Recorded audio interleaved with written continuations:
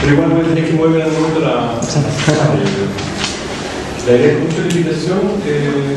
Espero que pueda contribuir en algo a los objetivos que se han planteado. Yo no los conozco, tampoco conozco mucho sobre el grupo que tienen ustedes y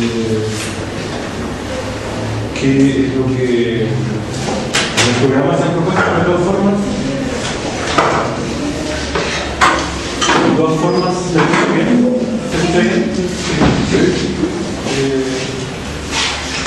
Después me dirán si les sirve por la propia discusión, también me lo va a decir. Vamos a esperar un momento que lleguen.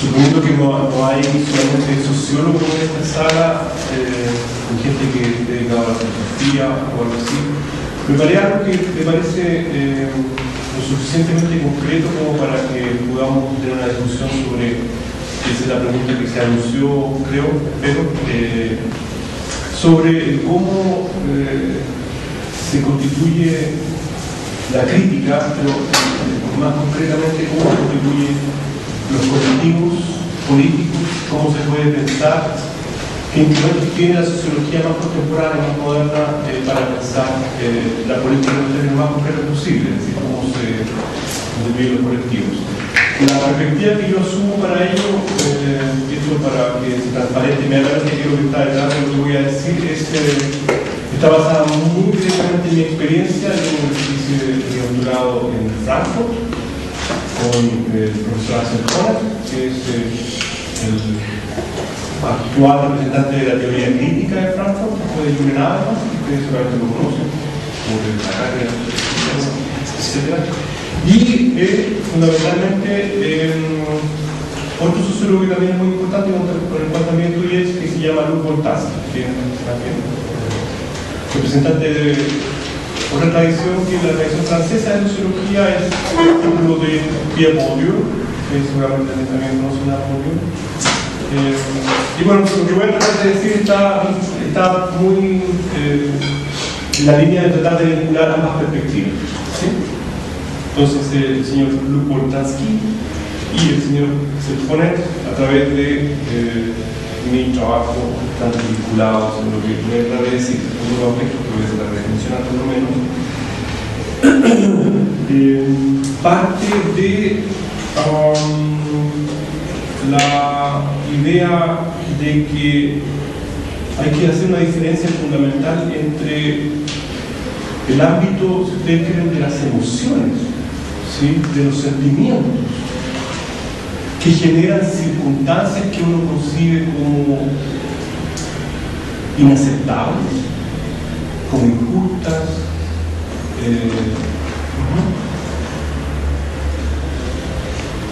que es efectivamente lo que uno podría llamar el ámbito de la indignación, ¿ya? Es decir, hay que separar la indignación, que es una especie de sentimiento, ¿sí?, un sentimiento. Bueno, hoy día se ha hecho muy popular el concepto de los indignados, ¿sí?, pero me refiero a una cosa que es anterior, porque la indignación no necesariamente es aún crítica.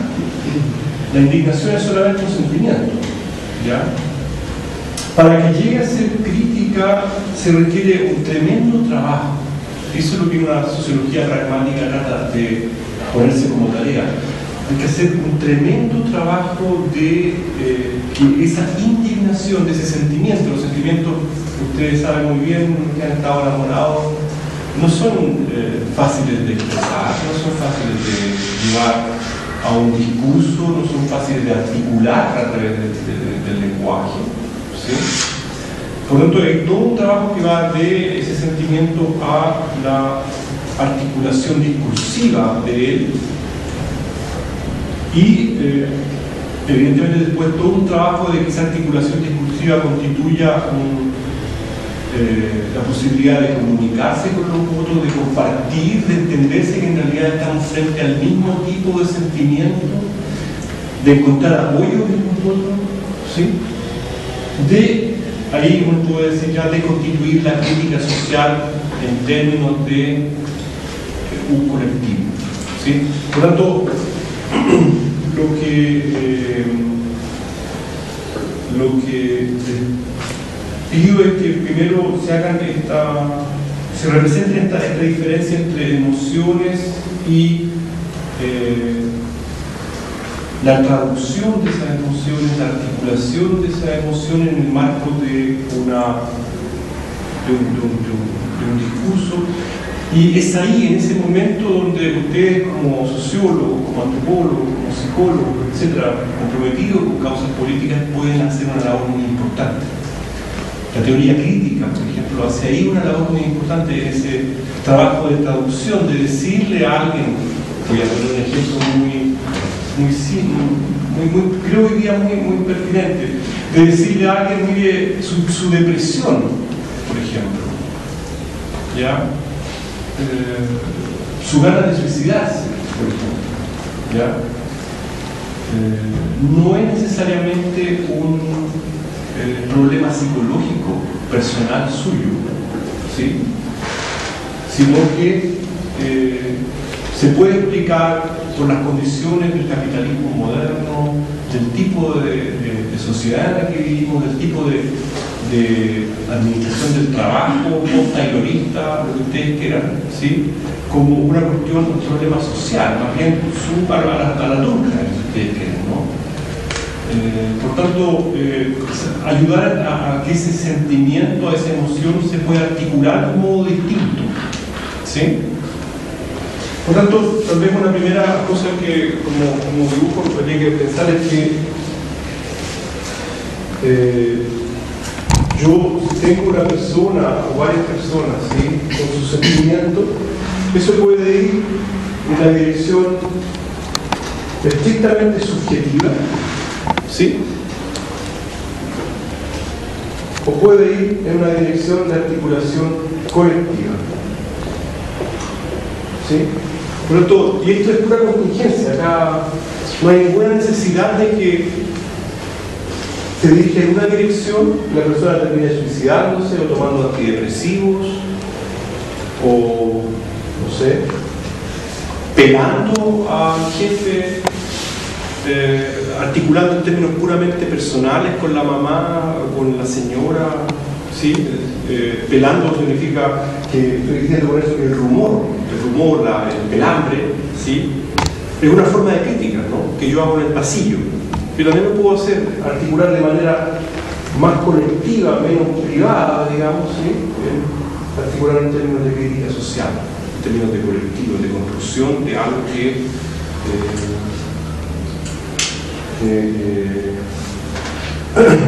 tenga la vocación de plantearse públicamente, en un discurso articulado públicamente en una forma que sea por otros, ¿sí? Sea reconocible, comprensible, etcétera, etcétera. ¿Ya? Lo que estoy diciendo en este minuto solamente que esto que va acá es un tremendo trabajo que no, en general la teoría marxista siempre se dio como por hecho, digamos, ¿no? De condiciones materiales uno saltaba inmediatamente en sí para sí y nunca se tematizaba qué pasaba en el proceso de que uno llegara a ser para sí, digamos, ¿no? Bueno, ese espacio es lo que yo creo que hay que tematizar. Eso es lo que un poco yo quiero plantear hoy día, cómo se puede tematizar eso, ¿sí? Hay que dar muchos pasos. El primero también es saber que el sentimiento de indignación, el sentimiento de frustración, los sentimientos que uno tiene a propósito de experiencias sociales, cualquiera sea ella, ¿no? En general nunca desaparece, ¿sí?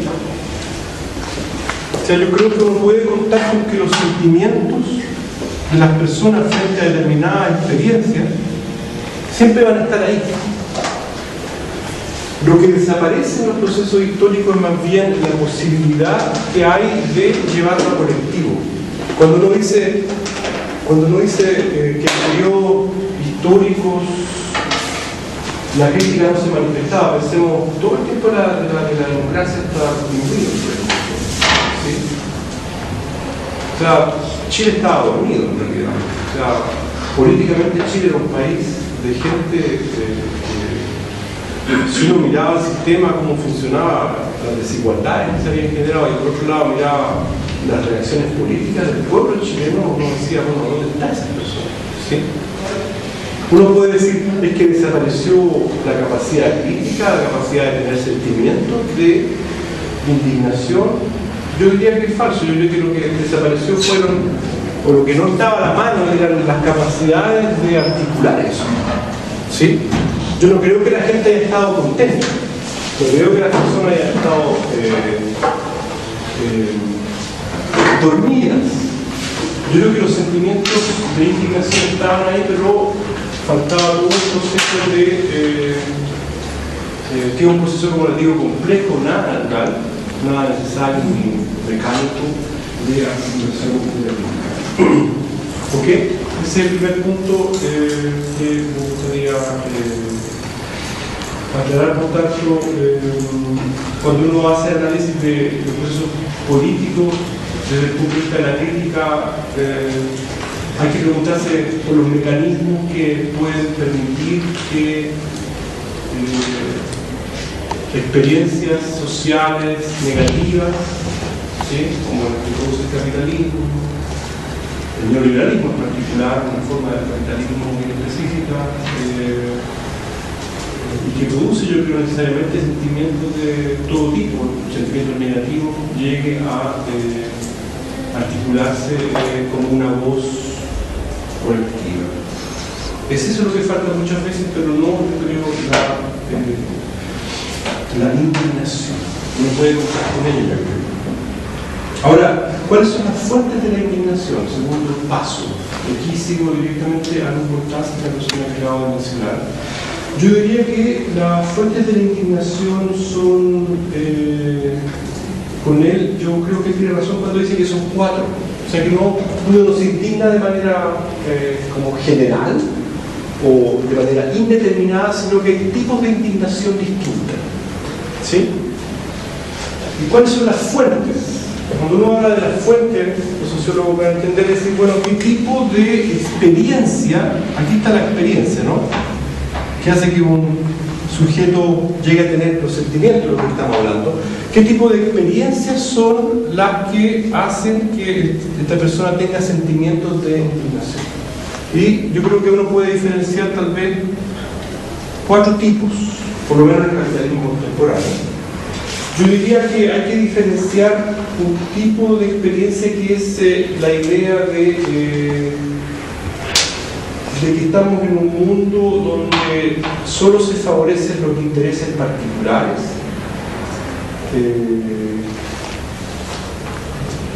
donde hay mucho individualismo, donde uno tiende a sentirse solo, donde las personas son egoístas, donde los lazos personales se destruyen. Un mundo, si ustedes quieren, del oportunismo, del egoísmo, ¿sí? Ese es un tipo de experiencia que uno tiene respecto a la cual reacciona negativamente, ¿sí? Oportunismo. El mundo de los winners, ¿sí? ¿Puede ser? El mundo de la gente que me importa un breve lo que le pasa al otro, yo estaba pensando en la ganancia. Bueno, ustedes entienden de qué estoy hablando. Pueden imaginarse al par de personas cuando digo eso. Pero eso hay que diferenciarlo de otro tipo de fuente de la indignación, que es la miseria, la pobreza. ¿Por qué? Porque esto no indica necesariamente que haya pobreza, ¿sí? Son dos cosas distintas, digamos, ¿sí? Y eso hay que diferenciarlo nuevamente de la experiencia de la opresión, ¿sí? Que también es distinta, es decir, sentirse subyugado, que no tiene libertad, ¿sí? Y eso nuevamente de otro tipo de fuente, que es la, llamémosle, el desencanto, ¿sí? El desencanto es la falta de autenticidad.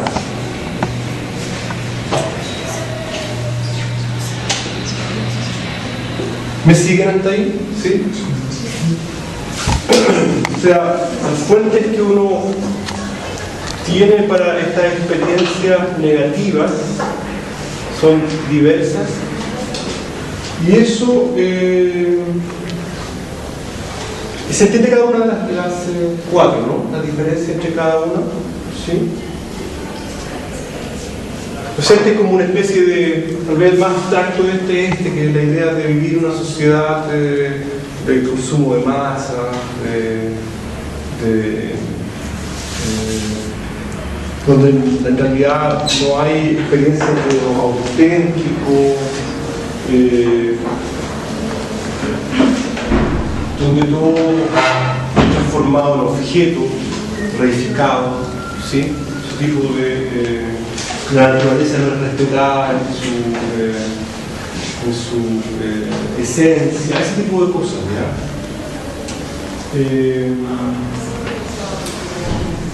¿Por qué es importante hacer esto? Porque ustedes se fijan, y aquí sigo todavía a Cortázar, y creo que es importante seguir haciendo diferenciaciones con él.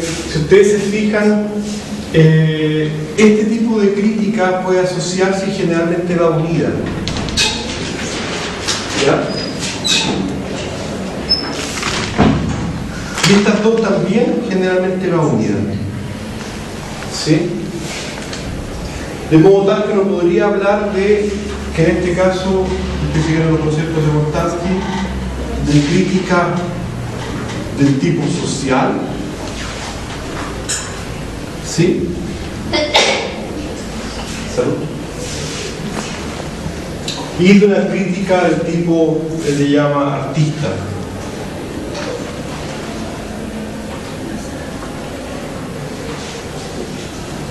Crítica artista, ¿sí? Es decir, cuando ustedes seguramente muchos de ustedes son personas que son críticas, ¿no?, frente al sistema que estamos viviendo. Creo que una cosa bien importante es saber cuál es el tipo de... Ustedes están acá, ¿no? ¿Qué tipo de indignación sienten? El problema es la pobreza que experimentan día a día personalmente, o que ven en los otros, o se sienten en un mundo progresivo, ¿sí? O en un mundo inauténtico, o están criticando cómo son en general las personas en esta sociedad, cómo funciona. Bueno, dependiendo de eso uno puede efectivamente hacer diferencias en los tipos de crítica que están ahí en juego. Estimado, ¿tu nombre? Ángel. Quería preguntar, la primera, el oportunismo y el egoísmo no implican necesariamente que es como una forma de opresión, el que existan personas compitiendo o que sean egoístas mantiene a otras bajo la opresión de los que están como ciertos reunidos. Sí, pero sí, yo creo que... Ahora vamos a hablar de las mezclas, ¿no? Las mezclas es un tipo de crítica, pero efectivamente un buen punto, pero también es bueno mantener... ¿Qué estudias tú? Sociología. Como sociólogo es muy importante, aunque después las cosas no las vuelva a unificar, es importante alcanzar primero el momento de la diferenciación analítica, porque por ejemplo yo podría decirte, claro, pero fíjate que en el capitalismo contemporáneo, si ustedes van a una empresa hoy día de última generación, post-fordista, ¿sí? Ustedes van a encontrar que los mismos winners van a estar a la cabeza de esa empresa, pero el tipo de trabajo que le imponen a sus obreros ya no va a estar basado en la opresión. sino que le van a decir, ustedes son libres, autónomos, necesitamos la creatividad de ustedes, que sean rápidos, que actúen, que paso el BlackBerry. ¿Qué significa eso? Completa libertad en el trabajo y que el tipo de dominación ha cambiado completamente y ya no es opresiva. Voy a ir a eso, pero es importante mantener la diferencia. O sea, yo puedo mantener el Ángel trabajando de lunes a domingo para mi beneficio egoísta. Tú te sientes como un tipo completamente libre, pero te dejo con tu BlackBerry y los SMS, etcétera, lo que tienes que hacer y no libre de opresión, pero el mundo sigue siendo igual de egoísta. Es importante, por tanto, tener esa diferencia analítica, sobre todo cuando uno quiere analizar las críticas del capitalismo más contemporáneo. ¿Sí? Y claro, después viene la pregunta, no sé, la primera pregunta que me aparece, bueno, ¿qué tipo de crítica es la crítica del movimiento estudiantil chileno?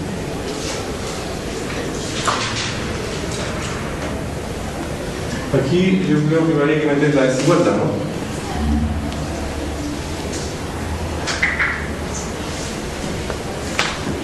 Sí, a la chunta. Social. Seguramente. O sea, si uno escucha, digamos, los discursos que han elaborado ustedes, es una crítica social, básicamente. ¿Sí? De hecho, yo muchas veces llevo cursos de anarquismo en la Universidad de Portales. El único curso de anarquismo que hace en Chile, yo creo. Y bueno, me ha tocado todo este proceso, todo el tema del caso Bomba y del tema de la violencia después de las marchas. Y efectivamente ahí yo me doy cuenta de que si uno lee muchos de los rayados, trata de escuchar lo que dice el discurso anarquista que está participando también del proceso, tiene un tipo de crítica que se acerca más a la crítica artista muchas veces, de más como el problema de la opresión, ¿sí? En mente. Y claro, los anarquistas son en general gente de crítica social, nace como un movimiento, ustedes saben, a nivel internacional, está Bakunin y peleando con Marx, Proudhon también está ahí en discusión con Marx, o sea, son parte del movimiento comunista internacional, de una crítica social, pero tiene muchos elementos de antisistema en términos mucho más generales, ¿sí? Que también pasan a la parte más bien de la opresión en general, de la falta de libertad. Por eso es importante este análisis porque permite, digamos, decir, mira, en realidad estamos no en el mismo bote, estamos no en el mismo barco, y de hecho, si uno analiza históricamente las luchas sociales, se da cuenta que entre estos dos tipos de crítica han habido tremendas discusiones y peleas. ¿Sí? Es decir, traten de pensar alguna instancia histórica en la que hayan ido juntas. Para que puedan pensar eso, a lo mejor tengo que decir un par de elementos más.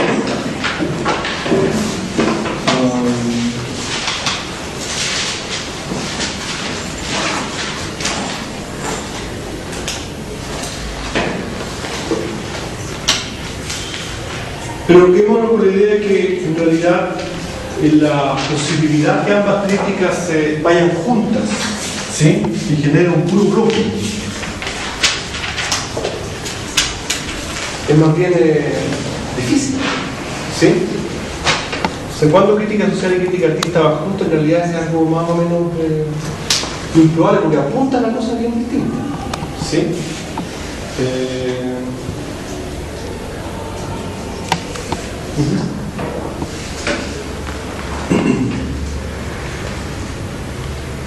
Con la crítica artista, por ejemplo, para hacer un caso muy claro, con la crítica artista uno perfectamente podría haber, y de hecho se hizo mucho, haber criticado el sistema del socialismo real, ¿sí? Porque hay opresión, no necesariamente hay en una sociedad libre, en una sociedad auténtica, el consumo de masa, producción en masa, guerra, etc. O sea, la crítica del socialismo real venía de la crítica, o sea, de la crítica artista a la crítica social, ¿sí? Y al mismo tiempo ustedes van a encontrarse muchas veces que la crítica social, piensen en el movimiento obrero, critica a las vanguardias intelectuales como vanguardias no sé, que son la típica crítica bohemia, ¿no? Que son otro tipo de gente, no sé, son los poetas, los artistas, que también son antisistémicos, también son críticos, digamos, ¿sí? Pero son, dado que tienen otros problemas con el sistema, la presión, el desencanto, la inautenticidad, se ven en definitiva como en dos. Estimada, me desconcentran un poco, lo siento, tengo que decirlo. No tengo nada que hablar, pero me escucho me desconcentro. No sé qué quieran decir algo respecto al... ¿Sí? ¿No? ¿No? Ok.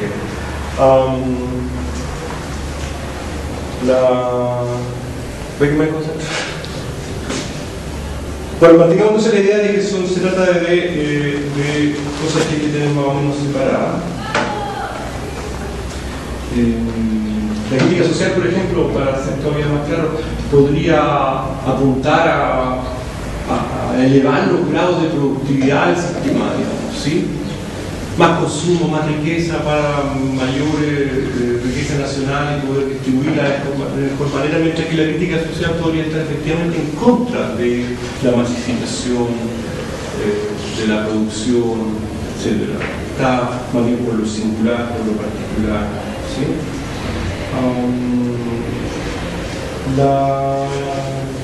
¿Cuáles son las referencias normativas? Porque ese es otro punto que también es muy importante. Cuando uno hace una crítica, ¿sí?, uno tiene que tener ciertos referentes normativos. O sea, hay algo, aunque uno no lo diga, aunque uno no lo exprese teóricamente, hay algo que es lo que uno llama un referente normativo.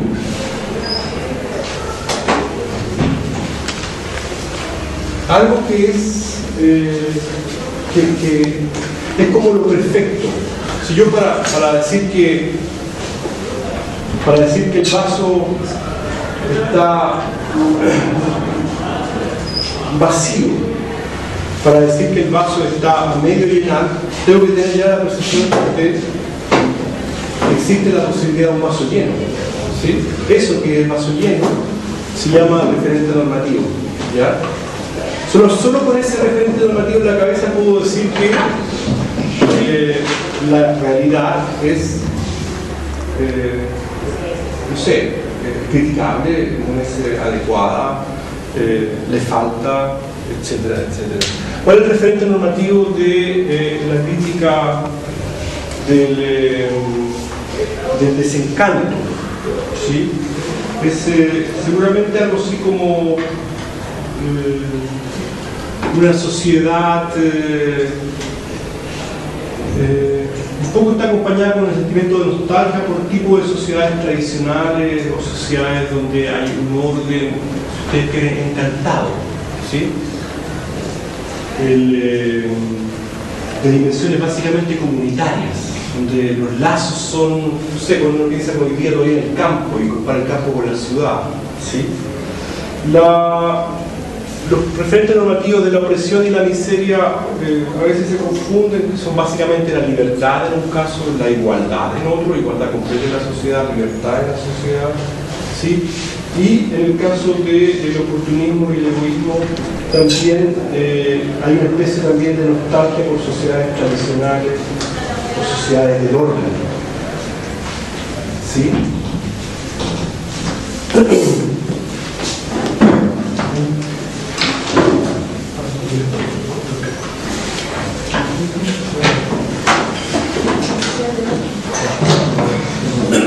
O sea, aquí tenemos que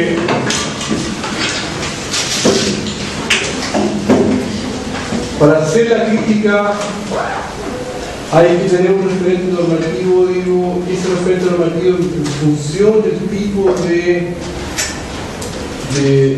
fuente de la experiencia negativa y del sentimiento de indignación, como decías, es, por ejemplo, en el caso de la opresión, evidentemente es la libertad.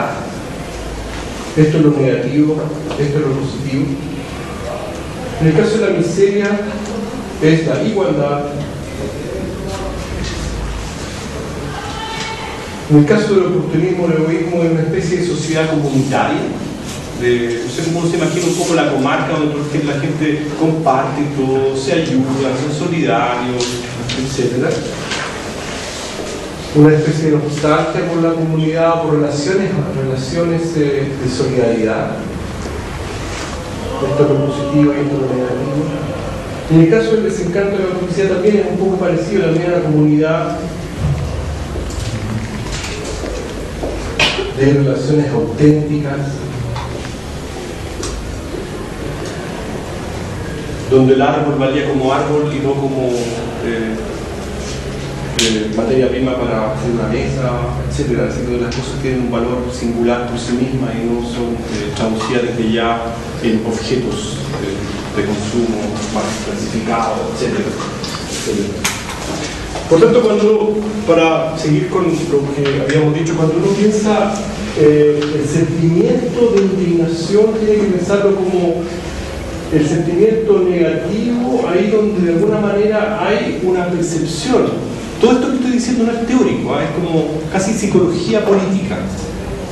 Ahí donde la persona es capaz ya de tener como la nostalgia o la referencia a algo que era como positivo, negativo, o sea, positivo, algo que me falta, ¿sí? Aunque la persona no sea capaz de por sí misma teorizarlo. Por eso les decía que de la indignación, del sentimiento a la construcción de un colectivo hay todo un trabajo que tiene que realizar el teórico crítico, el estudiante comprometido, el intelectual comprometido, la misma persona, ¿sí? Tiene un trabajo de construcción discursiva que tiene que ver básicamente con esto, con darle voz, ¿sí?, a sentimientos que no necesariamente son expresados, explicitados, ¿sí?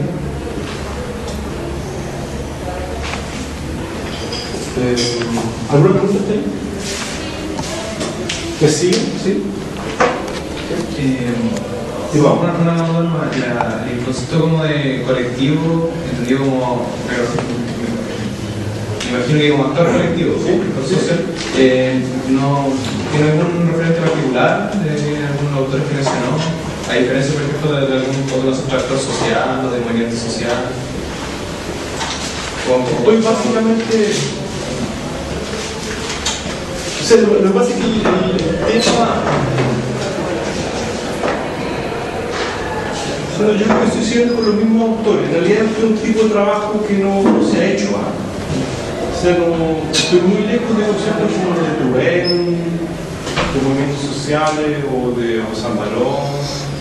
Sí, no estoy pensando en ningún autor en específico, sino en un tipo de trabajo que no se ha hecho que tiene que ver con el estudio pragmatista de lo que viene antes, ¿ya? En realidad esto no es el tema nuestro hoy día. Esto hasta acá no es el tema, sino solamente esto hasta acá, hacia abajo. Claro, aquí habría que buscar, para responder tu pregunta, qué tipo de teorías, ¿ya?, nos sirven para entender el movimiento mismo, ¿ya? Y ahí, la verdad que no tengo muy claro en este minuto cuál, porque no es el fijo de mi interés en este minuto, por lo menos. ¿Sí?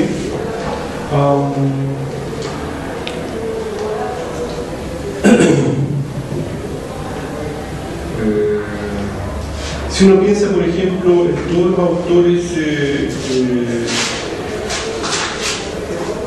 yo acá, cuando yo estudiaba, yo pertenecía a la gente que estaba un poco más o menos comprometida políticamente. Aquí hay gente que, eso no quiero decirlo yo, hay gente de la Némesis acá, ¿no? ¿Sí? Bueno, yo trabajé en la Némesis originalmente, en el primer número. Estaba más o menos comprometido políticamente. Estaba interesado en pensar políticamente en la sociedad, etc.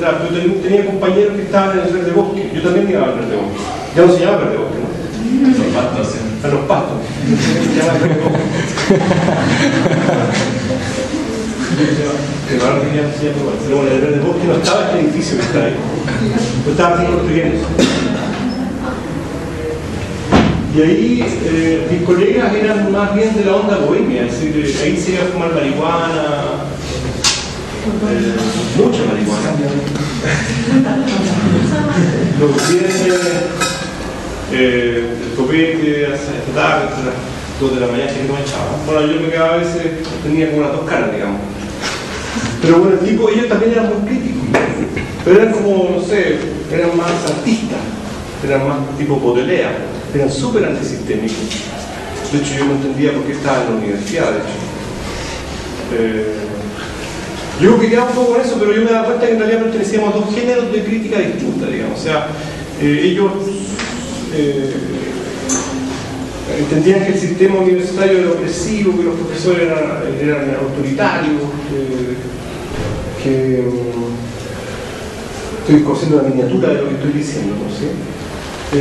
Y a mí me importaba más bien el problema de la miseria, de la desigualdad en Chile, de la dictadura, de la post-dictadura, etc. El neoliberalismo.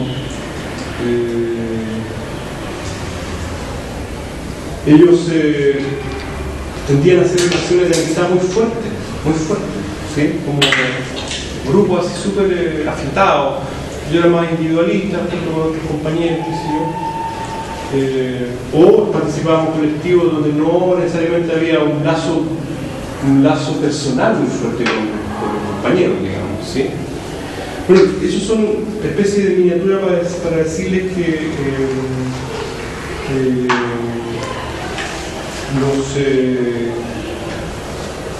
los tipos, los rasgos de la crítica son a nivel personal, qué tipo de relaciones que se generan son también distintos, ¿sí?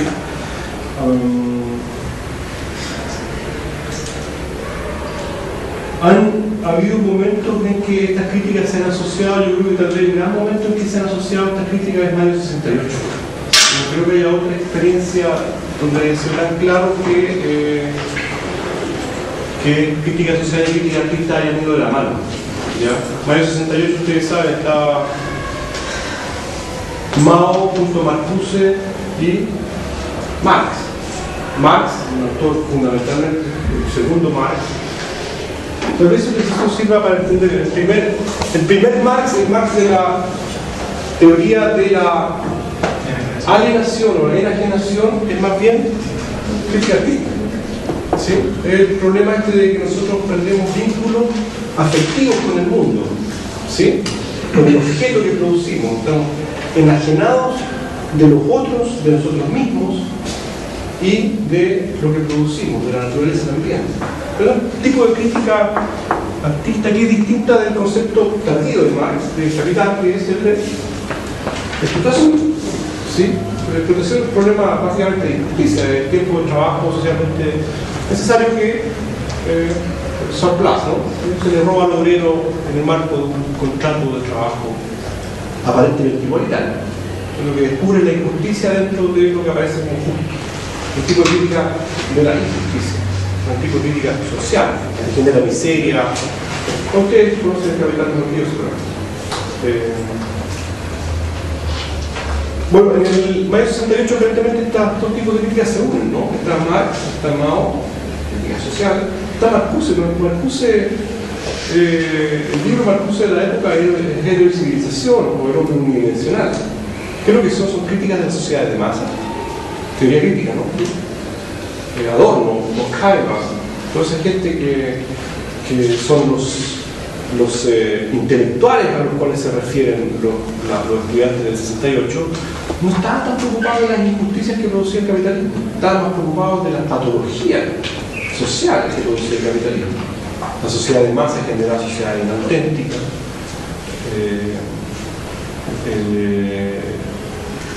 la sociedad de masa, la sociedad capitalista contemporánea era represiva, generaba personas que tenían que reprimirse a sí mismas para poder actuar bien en la sociedad, reprimir su eros. La civilización la civilización para funcionar tiene que ser represiva respecto de las pulsiones sexuales que cada uno tiene, por esto que básicamente es una sociedad de represión. En ningún caso está hablando ni de miseria ni del problema del egoísmo, no directamente, ¿sí? Y sin embargo, en mayo 68 están los estudiantes que quieren amor libre, por un lado, ¿sí? Quieren reventar el sistema represivo, y están también los obreros en la calle, y también los estudiantes que son marxistas, ¿sí? Es una experiencia que no es tan común, Pero, repito, la experiencia del movimiento estudiantil hoy día es básicamente una experiencia de crítica social. ¿Sí? O sea, no hay elementos, ustedes realizan el discurso de una crítica completa antisistémica. Y de hecho es, si ustedes quieren después introducir la otra variable que también es importante en estos casos, de la variable, porque estas armas tienen vertientes radicales y vertientes reformistas. ¿Sí? Radical y reformista. Ambas. ¿Sí? Yo diría que el movimiento estudiantil es hoy día una crítica social más bien reformista. ¿Sí? Aunque la reforma que están pidiendo es tremenda, chiquita, digamos. Punto de vista solamente analítico, ¿ya? No es una crítica al todo el sistema, y ahí está nuevamente la diferencia con lo que yo le decía en mi curso sobre anarquismo en la Diego Postal, que es más o menos el siguiente. Yo afirmo que los estudiantes anarquistas sí son colgados del movimiento estudiantil, pero no en el sentido negativo, en el sentido puramente analítico de que el movimiento anarquista está en una posición que es muy distinta a la del movimiento estudiantil, porque el movimiento estudiantil lo que está pidiendo le está pidiendo al Estado que cumpla un rol que desde la imposición dictatorial de un sistema neoliberal el Estado había dejado de cumplir. Que era una vuelta atrás a un sistema de educación igualitaria y de calidad garantizada por el Estado. El anarquismo, si es anarquismo en realidad, tiene como principio básico una crítica radical al Estado. El anarquismo es antiestatal. ¿Sí? Ese es el anarquismo, ustedes lean a quien lean el anarquista, siempre van a encontrar que el problema del anarquismo no es el socialismo, no es son anticomunista, marxista, antimarxista en general, tanto como anticapitalista, porque el problema fundamental es el Estado. ¿Sí? Lo que quieren es desbarrancar el Estado. Por eso, cuando uno ve a un anarquista con un estudiante que está con la bandera del movimiento estudiantil hoy día, está viendo dos críticas completamente distintas.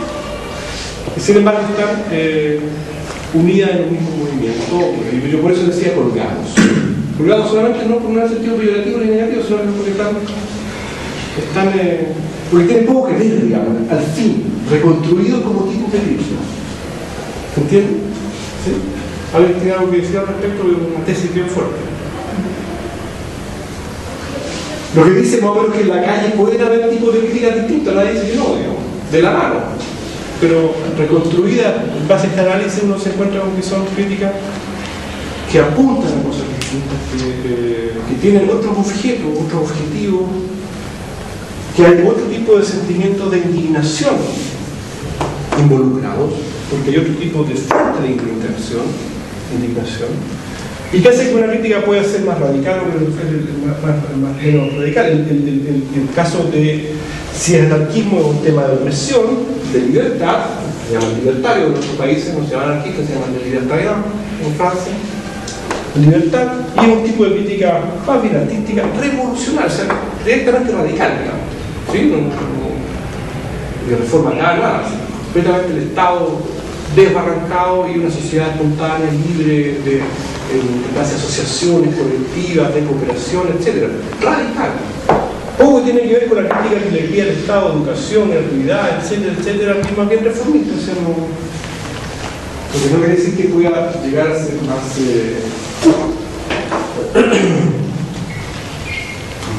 como se intentó un momento en que la crítica del movimiento estudiantil podía haber saltado, ¿no?, a una cosa mucho más amplia, ¿no? Se involucró la CUT, el movimiento obrero, etc. Pero bueno, después eso un poco se desinfla y hoy día vuelve a ser un problema básicamente estudiantil, ¿no? Hasta ahí bien, algo que decir, ustedes están metidos ahí mismo, así que les pueden dar de la experiencia, yo estoy hablando de la teoría, ¿no? Porque algo está hoy más también. ¿Sí? ¿Sirve esto? ¿Está en la dirección de lo que ustedes están? ¿Sí? ¿O son cosas que ustedes ya saben hace mucho tiempo? ¿No? Bueno, el mapa lo vamos a seguir complicando. La idea es que sigamos complicando las cosas, porque eso se trata, digamos. Después uno puede.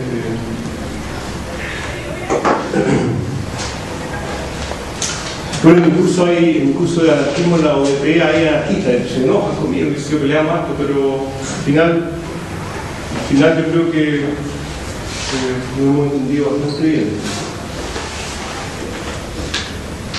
Acá también hay una tradición anarquista fuerte en esta facultad, o lo había por lo menos cuando yo estaba acá, de autónomo, no sé si día existe.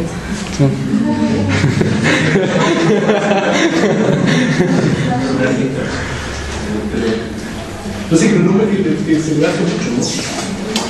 Libertario, libertariano, anarquista. Y por eso el autónomo tiene varias como usos, ¿no?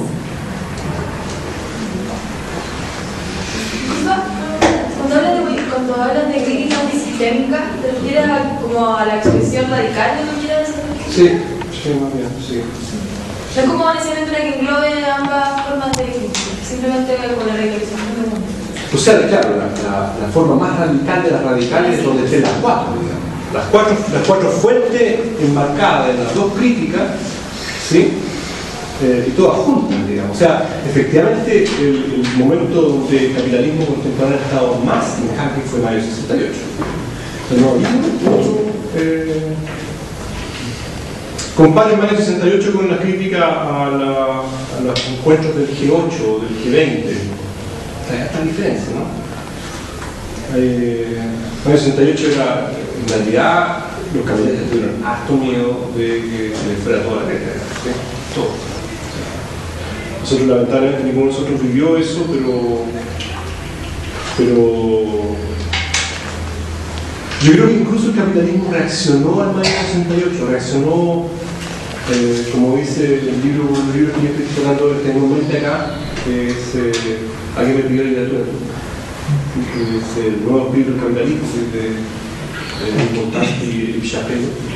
Dice su tesis fundamental es que el capitalismo reacciona a la crítica, más o menos diciendo, ok, si quieren más libertad, bueno, vamos a ser más autónomos, va a haber más autonomía en el trabajo, etcétera, etcétera. El capitalismo como que se reactualiza, se reformula y se hace más fuerte precisamente porque es capaz de como veía también Foucault, yo creo, de adoptar la crítica y trabajarla para sí, para hacerse más fuerte, ¿no? ¿Cómo se llama eso el nombre para eso? Cooptarla, ¿sí? Traducirla en términos funcionales, lo que es externo y crítico, interiorizarlo, funcionalizarlo y hacer que el capitalismo sea más fuerte. Estimado. Es que estaba pensando, ¿cómo hace el movimiento estudiantil, por ejemplo, cuando las demandas que levanta son reformistas, pero a la vez los actores sociales que componen este movimiento tienen tesis políticas y pretenden en algún momento que se desarrolle esa orgánica poder disputar el poder? Y eso ya no, y como que la contradicción del movimiento estudiantil es pedirle cosas al Estado o en algún momento hacer la política y ser Estado o disputar el poder del Estado. Entonces, ¿cómo de repente cuando el movimiento estudiantil se ve como que le ofrecen algo y lo rechazan? ¿Hasta qué punto nosotros creemos que el Estado nos va a ofrecer algo mejor mientras ellos sean el Estado y no los que pretenden disputar? Sí. Yo creo que eso es una pregunta apunta que del sentimiento a la articulación política hay no solamente pasos de articulación, sino también de estrategia. Es decir, un movimiento estudiantil quiere, o un movimiento de cualquier tipo quiere efectivamente tener éxito en el ámbito público, una vez que ya se ha articulado, tiene que jugar mucho ahí con la estrategia de cómo se articula. O sea, hay personas, efectivamente, como personeros o voceros o gente que representan al movimiento que está mucho más en la idea más radical y tiene que, para mantener el movimiento, articularse con aquellos que están en posiciones menos radicales, más reformistas. pro la unidad del movimiento, eso es casi de perogrullo, digamos, ¿no? Es decir, yo creo que una de las cosas buenas que tiene este movimiento es que no dan respuesta de vocería y de élite dirigente, sino que uno ve siempre cuando hay alguna propuesta que discutir, se ponen que discutir las bases, y si de las bases aparecen otro tipo de respuestas que no son las radicales, ¿no? Seguramente el movimiento las va a respetar, digamos. Bueno, hay todo un trabajo ahí, pero permítanme seguir con la parte previa, que estamos viendo hacia atrás más bien, ¿no? Más que hacia adelante. La metodología me lleva directamente como a la toma del poder, etc. Pero falta... Como decía, yo quería mantenerme en esa línea, digamos, de horizonte para hacer algo que se hace poco. Créanme, eso en sociología se hace muy poco, digamos. Mi amigo Garzón, yo lo estimo mucho, es un buen amigo, él hace como, más bien de ahí para arriba, ¿no?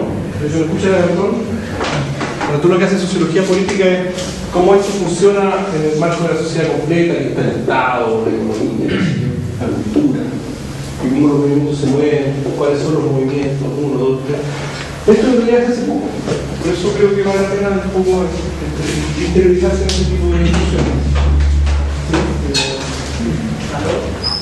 ¿Sí? ¿Estimada? ¿Tu nombre? Javiera. Tengo una pregunta que es un poco más concreta. Adelante, todas las preguntas son bienvenidas. Respecto al tema como que de los desórdenes, después de las marchas, etc. Ese es un malestar que al menos, no sé, yo considero que es distinto como a la crítica anarquista. Entonces, ¿de qué lado viene en el fondo? Porque es difícil que los grupos anarquistas sean tan potentes en las clases más bajas, porque son las que menos acceso al conocimiento de la teoría tienen. Entonces, ¿cómo esas clases más bajas como que se identifican como la reacción puramente anarquista más con la teoría? Y aún así, se identifican obviamente con esta como crítica artista, pero como más la reacción de la crítica artista, y tienen aún así como el malestar de lo social.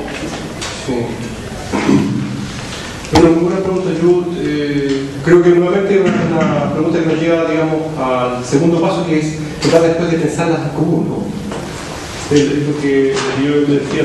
Primero, para poder hacer la pregunta, si te das cuenta, lo que haces tú es partir de la diferencia, ¿no? Como ya está la diferencia, entonces ahora hay los 3 subpuntos. Y claro, ahí está como lo más interesante del asunto, ¿no? Como empezar a pensar las cosas juntas. Yo creo que en el caso de la violencia en la marcha post-marcha, digamos, ¿no? O sea, la violencia callejera, digamos, ¿no? Que aquí se ve en la esquina bastante, ¿no? Todavía no sé. Sí, hasta ahí. Sí, tradición. Una tradición muy antigua.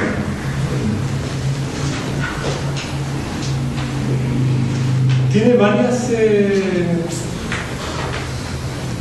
O sea, lo primero que hay que decir es que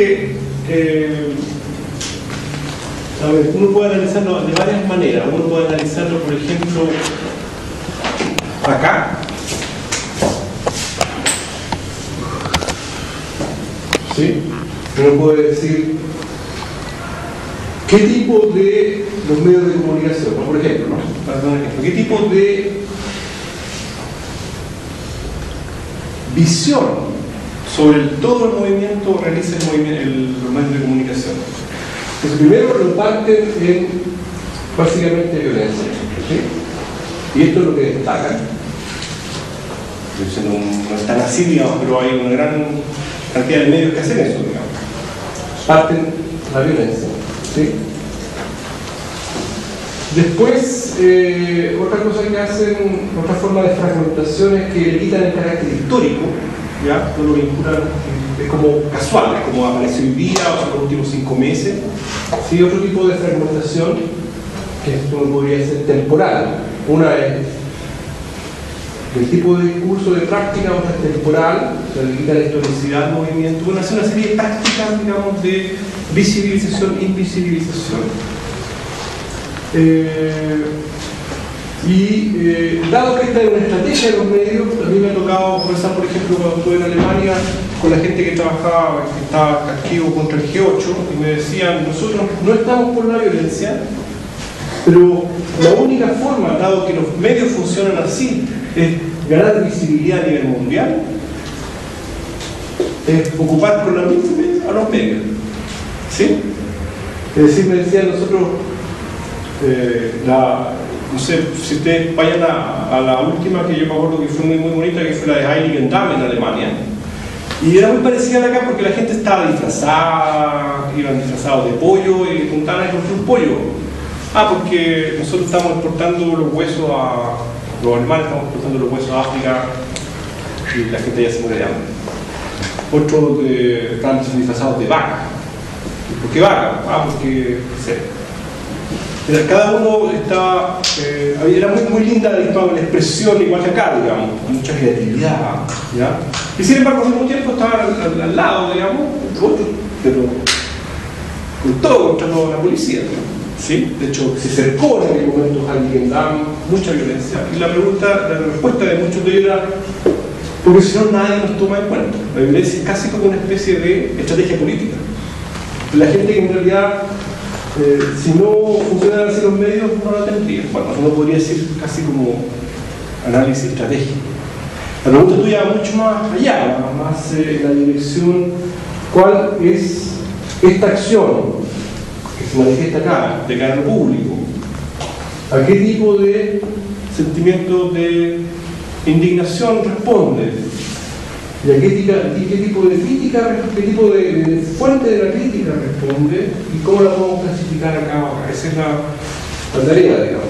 Y tú dices algo así como estamos en función acá de fuentes de indignación que tienen que ver con lo social, pero que aparecen, según este análisis, más bien artísticas, no artísticas.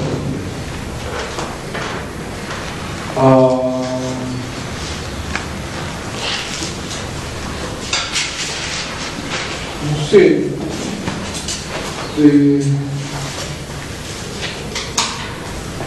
tal vez uno tendría que decir que en este caso ese tipo de violencia tienen. Yo creo que lo que tú apuntas es muy cierto y en realidad habla de hay algo que considera el anarquismo, que yo lo acabo de decir, es que el anarquismo en definitiva siempre ha sido fundamentalmente una crítica social. ¿Ya? Fundamentalmente una crítica social. Es decir, aquí parece que me estuviera contradiciendo, pero no lo estoy haciendo porque la tradición del anarquismo es crítica social, les lo decía, ¿no? En la primera internacional, es Bakunin, son los comunistas anarquistas, no los comunistas marxistas. ¿Sí? Su problema, ustedes lo pueden ver por rayado, ahí donde hay miseria está el anarquismo, dice. ¿Sí? El problema es miseria, tal como está diciendo acá. Sin embargo, yo no podría decir que es un tipo de crítica social radical. ¿Sí? Eso sería como que se demoría mucho, por tanto no habría ninguna incoherencia. Ahora, piensen en otro tipo de vínculo con el anarquismo. Piensen en los juegos que hace anarquismo con Foucault. Hay anarquismo Foucaultiano, para llamarlo de alguna manera. ¿Sí? Hay anarquismo hoy día anarcocristianismo. Hay anarco, no sé, como 20 tipos de anarquismo. Hay anarcocristianismo, hay anarco-primitivismo. ¿Sí? Gente que se va a vivir al bosque, ¿ya? Y casi anda desnudo y trata de vivir, digamos, como puede uno vivir como un animal, digamos, ¿sí? En el sentido de desechar la cultura, de desechar la civilización y volver, digamos, a lo más íntimo de la naturaleza humana, etcétera, anarcoprimitivismo, etc. Todos esos tipos de anarquismo que tal vez no son los que están en la calle. Yo tal vez ahí tendría que considerar que el que está en la calle hoy día tal vez es el anarquismo más social y el anarquismo radical social. Ahora, lo otro que tú afirmas que también es interesante, y ahí yo creo que hay que ir un poquito más allá del análisis, es que en definitiva el anarquismo no necesariamente tiene que ser teórico. De hecho, el anarquismo es muy poco teórico. Es muy poco teórico. Y si uno, o sea, el anarquismo no puede reducirse para nada a la gente que ha leído a Bakunin, Kropotkin, Proudhon, etcétera, etcétera. Y de hecho, si ustedes leen a Bakunin, se dan cuenta que para él, en algunos pasajes, dice el anarquista más anarquista, la esencia del anarquista es el bandido, que puede ser iletrado, ¿sí?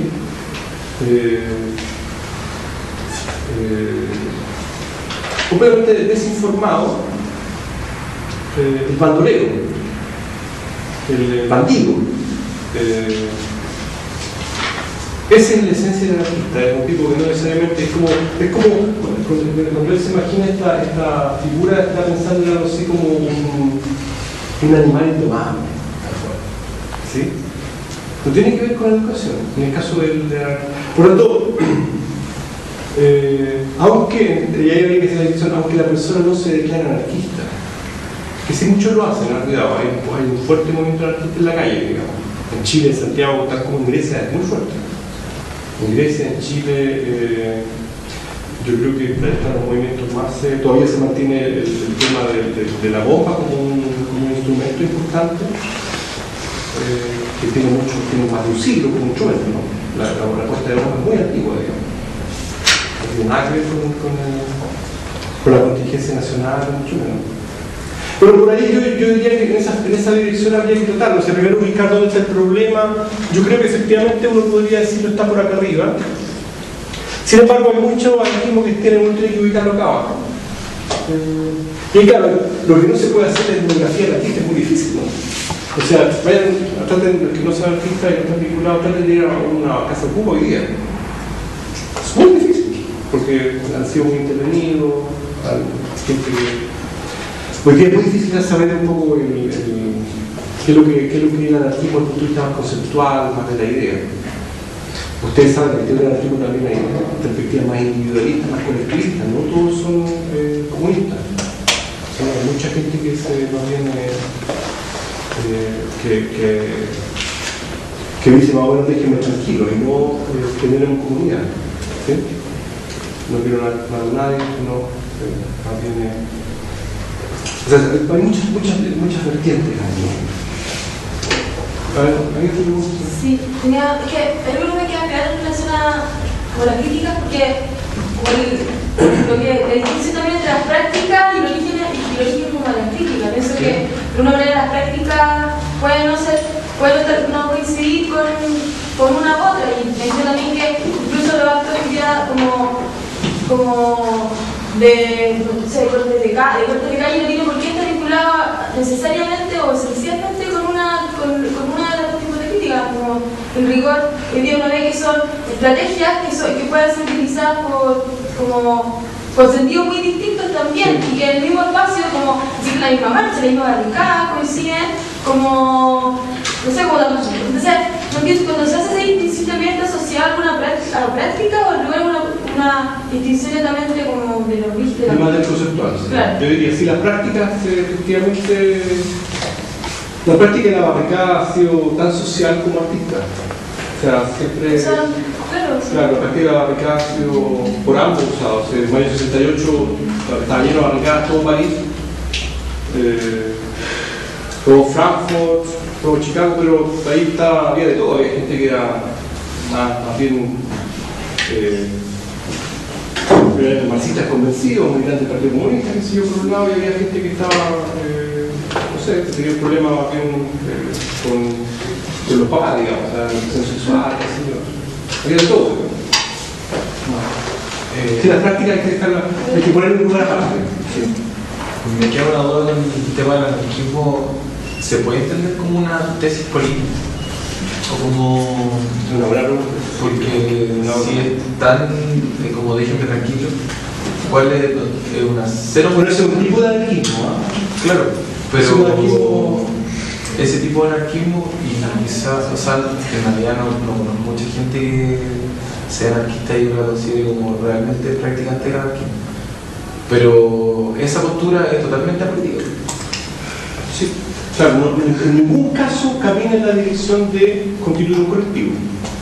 más bien camina en la dirección de estetizar la vida, la propia vida. ¿Sí? O sea, hay casos muy...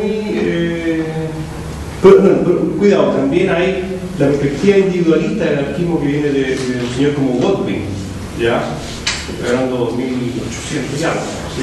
Antes que Proudhon en todo caso. Hoy día encuentra todavía expresiones en el anarcocapitalismo. Anarcocapitalismo son a la derecha de los neoliberales, ¿sí? A la derecha de los neoliberales, eso quiere decir que coinciden con el anarquismo del otro lado, del comunismo, Proudhon, etcétera, en que ambos están en contra del Estado. Unos para promover la libertad capitalista de la empresa, etcétera, sin Estado, y los otros por la sensación de que el Estado es opresor, pero coinciden de alguna manera y por eso merecen ambos el nombre de anarquistas, porque ambos son antistatales, que es el gran momento de unificación de la anarquía. Antiautoritarismo, antiautoridad. ¿Sí? Por tanto, claro, uno podría decir la única concepción que podrían tener colectiva es contra el Estado para que se dejara el libre movimiento al sujeto, en este caso el sujeto económico, en el caso del anarcocapitalismo.